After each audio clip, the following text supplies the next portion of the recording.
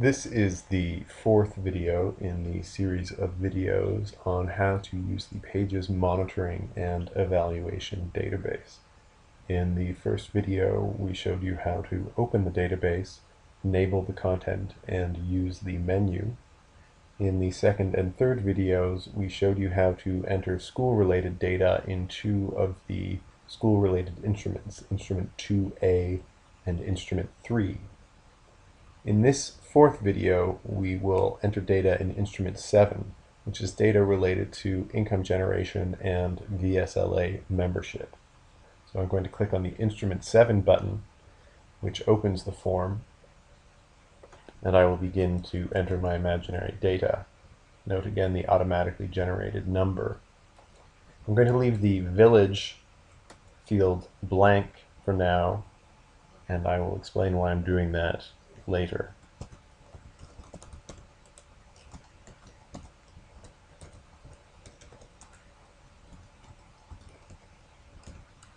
The data for Instrument 7 comes from an individual, so there is their name and age and gender and whether they are a member of a VSLA group or not.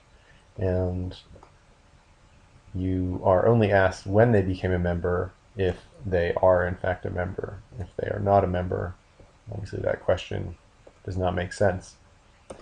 This is a date question, but people may not remember the precise date that they became a member of their VSLA. They may say, I joined in the fall of 2011. And so just enter the data as best as you are able to. In this case, if they said fall of 2011, I'm going to say October 1st, 2011. Type of training undertaken. When was the training taken? Again, just enter the date information as best as you can. This next question is an example of a question whose response enables or disables a larger number of questions. So when asked if they learned financial literacy during the training, answering yes enables all of these checkboxes about the various aspects of financial literacy they may have learned. Similarly, the questions on business or income generating activity enable questions about that activity if answered yes. So we'll say that this person has been engaged in this activity for 10 months and that it was not related to the Pages training they received. In this case, these checkboxes are enabled regardless of whether the person answered yes or no, because we are interested in their activities even if it's not related to the Pages training. So I will select a few.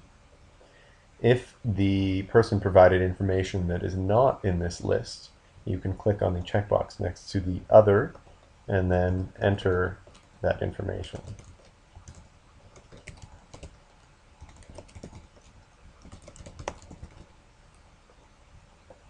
And the form continues like this with a series of mostly drop-down questions which then enable or disable a broader set of questions. Now I'm going to use this form as an example of how to exit a form if you haven't finished entering the data. So if I try to go back to the menu now by clicking on the Back to Menu button, I will get an error message telling me that I still need to enter data in the form.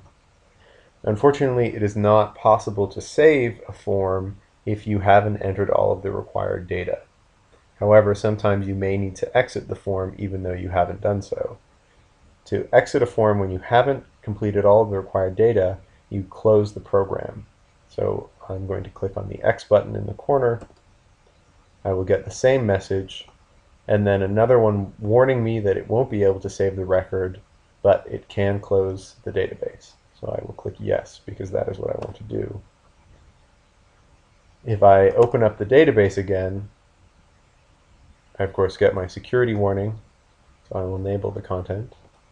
And when I go back to instrument 7, if I click on previous entry, I will see that there is no data. So again, you can exit a form when you haven't finished entering all of the data, but you will lose the data that you have entered up to that point. This concludes the 4th video. In the 5th video, we will look at viewing reports as well as how to import data in the country office version of the database.